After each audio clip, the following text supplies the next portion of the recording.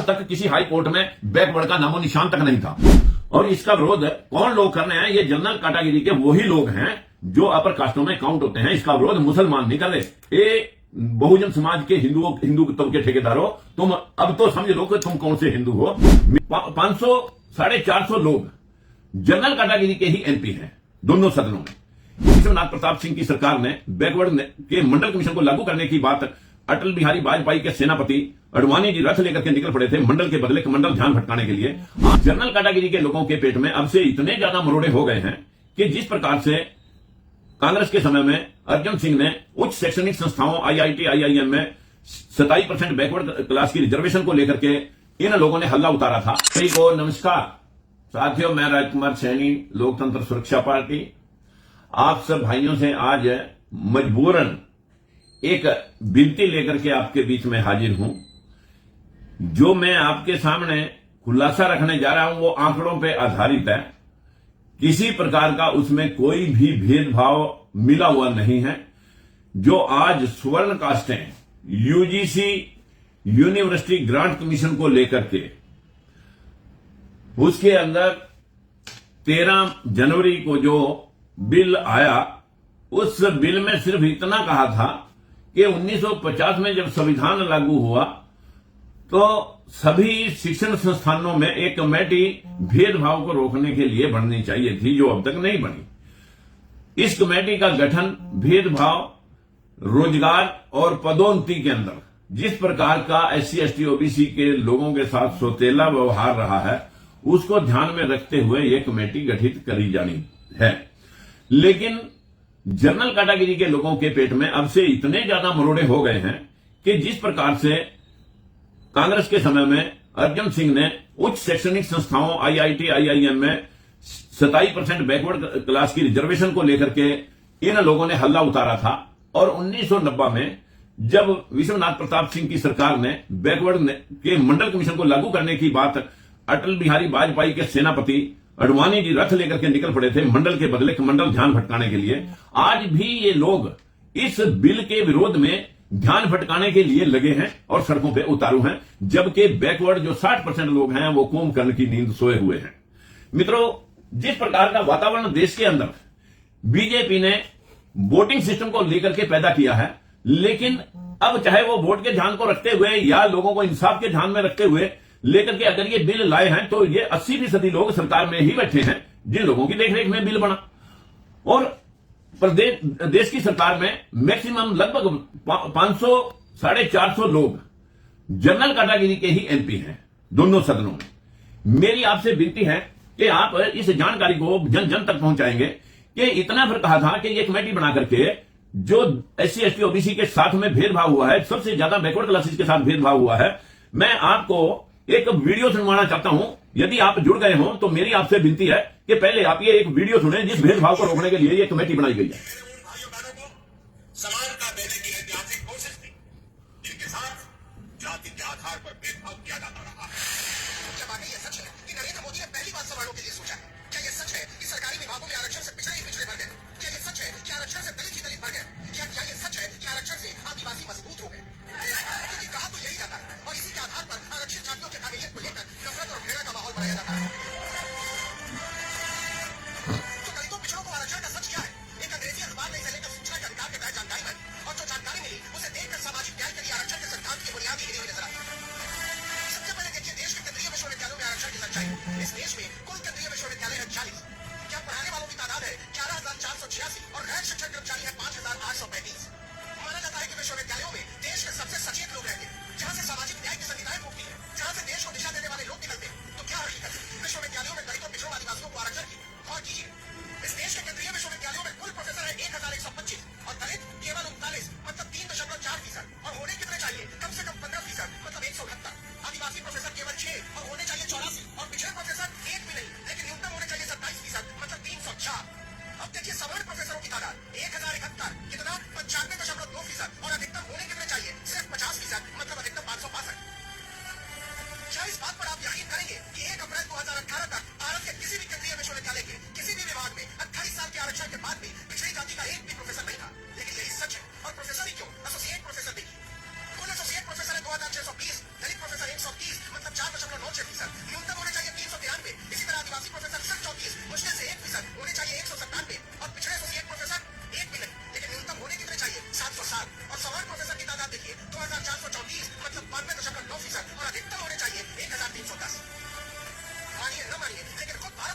की है कि आरक्षण के तमाम दावों के बावजूद, योग्यता को दरकिनार करने की तमाम मान्यताओं के बावजूद और सवालों को पीछे रखने की तमाम दलीलों के बावजूद इस देश के 40 में से एक भी केंद्रीय विश्वविद्यालय में 1 अप्रैल 2018 तक एक भी पिछड़ा एसोसिएट प्रोफेसर होने के लायक नहीं माना गया। अब आइए असिस्टेंट प्रोफेसर। कुल असिस्टेंट प्रोफेसर है 7,741, इसमें से दलित 931, न्यूनतम होने चाहिए 1161, आदिवासी 423, होने चाहिए कम से कम 581 और पिछड़े 1,113, न्यूनतम होने चाहिए 2,090 और समान 5,130, अधिकतम होने कितने चाहिए 3,870। हालांकि असिस्टेंट प्रोफेसर आरक्षण सीट से आधे ही है, लेकिन एसोसिएट प्रोफेसर और प्रोफेसर तो शून्य है। इसका मतलब ये हुआ कि कठिन परीक्षाओं के बाद नौजवान असिस्टेंट प्रोफेसर तो बन जाते हैं, लेकिन विश्वविद्यालयों के समारोह में उन्हें प्रोफेसर या एसोसिएट प्रोफेसर नहीं बनने दिया जाता। अब चलिए केंद्र सरकार के विभागों का सच भी देख लीजिए। केवल ग्रुप और एक अफसरों की जातीय व्यवस्था को समझिए। यहाँ दलितों और आदिवासियों को जगह तो मिली है, लेकिन पिछड़े यहाँ भी पिछड़े। देखिए रेलवे में कुल ए और डी अफसर है 16,381, इसमें पिछड़े केवल 1,319 है 8%, और समान 11,273 68%। इसी प्रकार केंद्र सरकार के 71 विभागों में ग्रुप ए और डी के अधिकारी है 3,43,777, इसमें पिछड़े केवल 51,384 मतलब 14% और समान 2,16,408 63%। इसी तरीके से मानव संसाधन विकास मंत्रालय, जिसकी जिम्मेदारी है सामाजिक न्याय को बनाए रखना, वहाँ कुल कर्मचारी 665, पिछड़े केवल 56 मतलब 8% और समान 440 66%। कैबिनेट सचिवालय में कुल कर्मचारी 162, पिछड़े 15 मतलब 9% और समान 130 मतलब 80%। राष्ट्रपति सचिवालय में कर्मचारी 130, पिछड़े केवल 10 मतलब 60% और समान 97 मतलब 74.62%। मतलब जितनी बड़ी अफसरी उतना ज्यादा समान भाग। विश्वविद्यालय हो या रेलवे, सचिवालय हो या नीति आयोग, समानों के अधिकतम 50% होने का सारा हिसाब उल्टा हो जाता है और पिछड़ों के न्यूनतम 27% होने का हिसाब मजाक बन जाता है। आंकड़े तो ये बताते हैं कि सरकारी विभागों में मलाई, दलित, आदिवासी या पिछड़े नहीं, समान का करे हैं वो भी जमकर। आगे मैं दोस्तों इसके अलावा अभी मेरे पास ये आंकड़े पड़े हैं केंद्र सरकार के। ये आंकड़े अभी तक टोटल ऑन एवरेज अभी 11.25% की हिस्सेदारी पूरे देश में बैकवर्ड क्लासेज की है। और मैं यूपी सरकार में भी बताना चाहूंगा कि इस वक्त हरियाणा के अंदर 60 HCS लगे थे, जिसमें 50 जनरल कैटेगरी के, जिनमें 44 जनरल और 6 सुदामा कोटा EWS, और बैकवर्ड का 27% और शेड्यूल कास्ट का 20% उसको ध्यान में नहीं रखा गया, उनके सिर्फ 10 आदमी लगे। मैं आपके सामने यूपी के अंदर लिपिक भर्ती हुई 7900 में 2200 बैकवर्ड लगने चाहिए थे, लगे 1400। यूपी में ही 79,000 शिक्षक भर्ती हुए, जिनमें 22,000 लगने चाहिए थे बैकवर्ड के, लगे 2200। ये भेदभाव मैं एक जगह नहीं, इस देश के अगर आप सुप्रीम कोर्ट और 25 हाई कोर्ट में सुनेंगे 625 जजों में बैकवर्ड क्लास के सिर्फ अभी तक 12-15 लोग ही, जिसमें ऐसी समाज के 14 हैं और 2-4 लोग मुस्लिम और बैकवर्ड के अब लगे हैं। अब तक किसी हाई कोर्ट में बैकवर्ड का नामो निशान तक नहीं था। अब मैं जहां से यूनिवर्सिटियां स्टार्ट होती हैं उसका खुलासा आपने, ये जो न्यूज थी ये आज तक न्यूज चैनल पर बोली गई थी और जिसने बोली थी उसको उसी दिन नौकरी से निकलवा दिया था। इस भेदभाव को रोकने के लिए ये कमेटी का गठन 13 जनवरी को, जब सरकार ने एक बिल बना करके 1950 में जो कमेटियां बननी थी, ये कमेटियां अब बनवाई जा रही हैं 77 साल बाद। अब तक कितना भेदभाव हो चुका है इसका तो कोई पैमाना ही नहीं।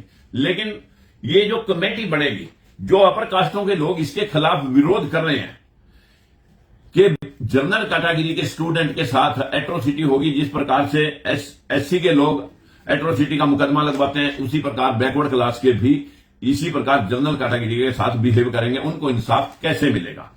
मित्रों, ये कमेटी अगर तो होती प्योरली बैकवर्ड और शेड्यूल कास्ट की, तब भी ये सवाल कर सकते थे।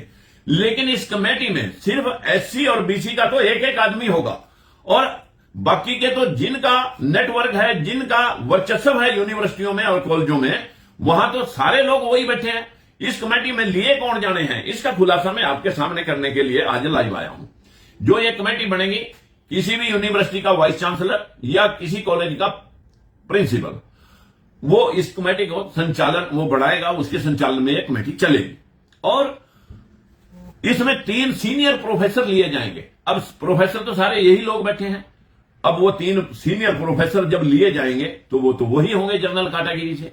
अब 2 स्टूडेंट लेने हैं, जो स्टूडेंट समानता की विचारधारा वाले हों, लेकिन वो समानता की विचारधारा वाले बना करके ये भी ये जनरल के ही ऐड करेंगे, क्योंकि वर्चस्व इनका है। अब एक विकलांग और एक महिला लेनी है, उनको भी कोई जातिगत पैमाना, जाति उनकी नहीं कि किस जाति से लिए जाएंगे, उनको भी, विकलांग को भी और महिला को भी ये जनरल से ही उस कमेटी में डालेंगे।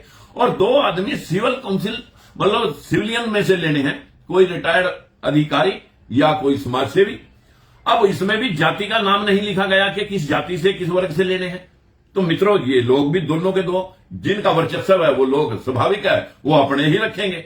अब वो दो जो एससी और बीसी का एक एक आदमी है, वो इन 10 आदमियों में कितना इंसाफ बैकवर्ड क्लासेस को दिला पाएंगे, यूजीसी तक वो कितनी रिपोर्टें भेज पाएंगे, ये सबसे बड़ा सोचने का विषय है। लेकिन उन 2 आदमियों की प्रेजेंस से भी जनरल कैटेगरी के लोगों को इतनी पीड़ा हो चुकी है, उनके पेट में इतने मरोड़े हो रहे हैं कि कहीं जो इतने बड़े पैमाने पर हमने भेदभाव यूनिवर्सिटियों में जो वीडियो सुनी आपने, जो प्रमोशन में और सिलेक्शन में जिस प्रकार का भेदभाव हुआ है साथियों, ये भेदभाव का खुलासा जब जनता के सामने जाएगा तो कल को हमारे लोगों ने वोट लेने हैं तो कहीं इनको औकात लोग दिखाने ना लग जाएं। इसलिए ये इसको उसी प्रकार से ढकना चाहते हैं जिस प्रकार से मंडल के बदले कमंडल, और यूनिवर्सिटियों में 2006 में जब रिजर्वेशन का मैटर आया था तो जनरल कैटेगरी ने वो भी विरोध किया था। और इस विरोध से आज देश में जो मूल निवासी 85% SC ST OBC और माइनॉरिटी के लोग हैं साथियों, वो लोग किस प्रकार से मुंह ताक रहे हैं अपने बच्चों को पढ़ा लिखा करके, उनकी मेरिट होने के बावजूद भी cut off merit general Sudama कोटे से भी और जनरल कोटे से भी जो ज्यादा जा रही है मेरिट, उस मेरिट में बच्चे की मेरिट जो है ना जनरल कैटेगरी के पैरेलल या उससे अबव है तो उसे कंसीडर बैकवर्ड क्लासेस में किया जाएगा। ये एक ऐतिहासिक फैसला दिया है 77 साल बाद, लेकिन उसे भी ये मानने के लिए तैयार नहीं है, उसका भी ये लोग विरोध कर रहे हैं। सब कुछ इन्हीं को चाहिए, अफसर भी इनको चाहिए, सांसद भी इनको चाहिए, जज भी इनको चाहिए, अम्बेसडर भी इनको चाहिए, वाइस चांसलर भी इनको चाहिए, प्रोफेसर भी इनको चाहिए, और यहां तक के इन लोगों को मीडिया के जरिए पूरा का पूरा सिस्टम हाईजैक हो चुका है। लेकिन ये 85% मूल निवासी समाज, ये कुंभकर्ण की नींद साथियों सोया हुआ है, इसकी आंख कब खुलेगी? जो ये इतना विरोध प्रदर्शन कर रहे हैं कि इससे जनरल कैटेगरी के स्टूडेंट को कहीं ना कहीं लोग केसों में ना उलझा दें साथियों। जब 10 लोग साथियों वहां जनरल कैटेगरी के ही बैठेंगे, उन 2 बैकवर्ड और शेड्यूल कास्ट के लोगों की औकात क्या रहेगी? ये भी एक सोचने का विषय है कि एक तरफ तो सरकार इंसाफ दिलाने की वाहवाही लूटती है और दूसरी तरफ इन लोगों को अदालतों में भेज करके ठीक उसी तरह रिजर्वेशन के ऊपर जैसे स्टे लगवाया गया था और उस बैकवर्ड क्लासेस के 52% रिजर्वेशन को सुप्रीम कोर्ट ने 52 के बदले 27% कर दिया था। आज भी ये लोग वही काम करने के लिए प्रयासरत हैं और लोगों को गुमराह इस बात को लेकर कह रहे हैं कि इसमें जनरल कैटेगरी के बच्चों को नुकसान होगा, उनको केसों में उलझा दिया जाएगा, जबकि निजी शिकायतों का तो इसमें कोई प्रावधान ही नहीं लिखा गया। उसकी शिकायतें तो प्रिंसिपल और वाइस चांसलर खुद व्यक्तिगत तौर पर सुनते रहते हैं। लेकिन आज जिस प्रकार से इस देश का माहौल खड़ा किया जा रहा है, जिस प्रकार से 2 करोड़ नौकरियों का लॉलीपॉप दिया था, 35 रुपए के डीजल का लॉलीपॉप दिया था, किसानों की आमदन 2 गुनी करने के बिल लाए गए थे, 15-15 लाख रुपए की बातें रखी गई थी, क्या ये भी बिल उसी तरह का एक जुमला है? और इस जुमले के माध्यम से कि देना भी कुछ ना पड़े और बैकवर्ड को रिझाना भी जरूरी है, क्योंकि कांग्रेस सरकार के लोग जब हमने 100% आरक्षण की बात कही थी कि इस देश में जातिगत जनगणना हो और जनसंख्या आधार पर हर जाति में पढ़े लिखे लोग हैं, 1 या 2% सिर्फ नौकरी है और 1-2% तो हर जाति में पढ़े लिखे मिल जाते हैं।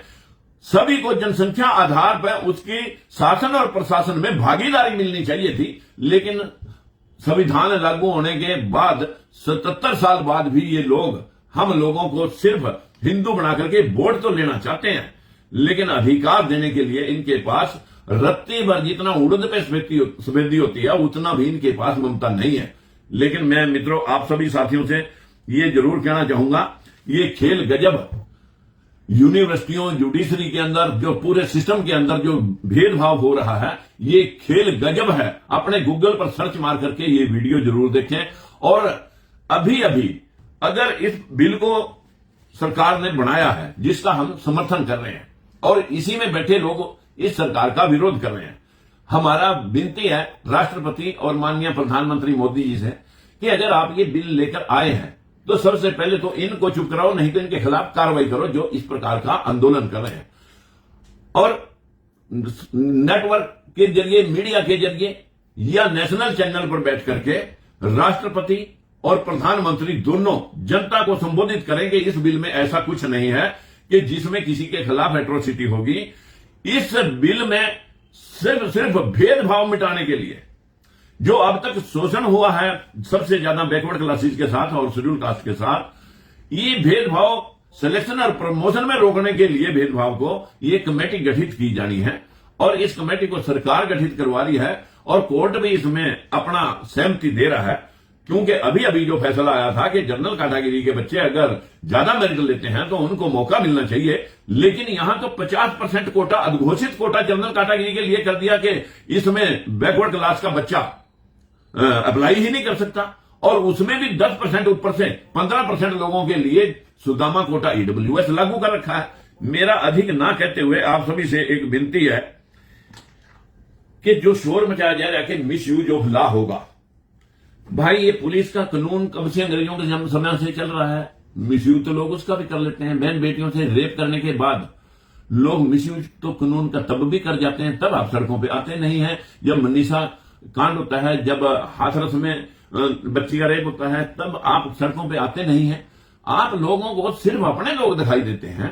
मेरा आप सभी से विनती है कि अगर इसी कदर भेदभाव बढ़ता रहा तो एक दिन ऐसा जरूर आ जाएगा कि जैसा हाल आंतरिक विद्रोह के जरिए नेपाल का हुआ, बांग्लादेश का हुआ, मिस्र का हुआ, श्रीलंका का हुआ और इराक का हुआ था, ये कहीं अपना देश भी इस आंतरिक विद्रोह की भेंट न चढ़ जाए। इसलिए हम सरकार का समर्थन करते हैं कि अगर वो वास्तविक तौर पर बिल लेकर आए हैं तो इसकी हिफाजत करके इन लोगों को स्पष्ट किया जाए कि कानून में प्रावधान क्या है, भेदभाव को रोकने का है, ना कि किसी के खिलाफ यातनाएं देने का। मैं आप सब भाइयों से हाथ जोड़ के विनती करना चाहता हूं कि हमारे देश के अंदर जिस प्रकार का वातावरण बीजेपी और कांग्रेस दोनों के समय में यदा कदा से इन 77 सालों के संविधान लागू होने के पश्चात आज तक चला आ रहा है, ये उस वक्त सड़क पे नहीं आते जब 10% ईडब्ल्यूएस 5 मिनट में पास हो जाता है, तब इन्हें ताली मेजे थपथपाने में मजा आता है। लेकिन जब ये ऐसे बिल जो 85% मूल निवासी हैं, जब उनको हक दिलाने की बात का कोई बिल आता है, तब इनके पेट में मरोड़े उठने लगते हैं। मेरी विनती है सरकार से, समय रहते देश के लोगों को इंसाफ दिलाया जाए, भेदभाव रोक करके सभी को बराबरी का हक दिलाया जाए, ताकि इस देश की तरक्की दिन दुगनी चार चौगुनी हो सके। अन्यथा इस देश का जो आपका कालखंड है मोदी जी, ये उन इतिहास के पन्नों में दर्ज हो जाएगा जिसका उदाहरण दुर्योधन के और महाभारत के रूप में लोग महाभारत को देखते हैं, जो कि एक काल्पनिक कहानियां होने के बावजूद भी लोग अनुसरण करते हैं कि किसी ने क्या कहा, किसने क्या कहा। मैं ज्यादा कुछ न कहते हुए, हम 100% आरक्षण के पक्षधर हैं। एक परिवार में 10-10 नौकरियां एक परिवार में एक भी नहीं दे सके आप। हमारे देश के किसानों की आमदन दुगनी करनी है तो ये मनरेगा स्कीम, जिसको आप अब नाम बदल रहे हैं, इसको आप जो है किसानों के साथ जोड़ दीजिए और इस देश की आबादी को कंट्रोल कर दीजिए। ये बिल लाने की जरूरत है। अगर ये बिल भी आप इंसाफ के लिए लाए हैं, हम आपका धन्यवाद करते हैं। लेकिन अगर ये एक दिखावटी है और कोर्ट के जरिए इसे भी इसी तरह घसीटना है, तो लोग आपको भूलेंगे नहीं मोदी जी।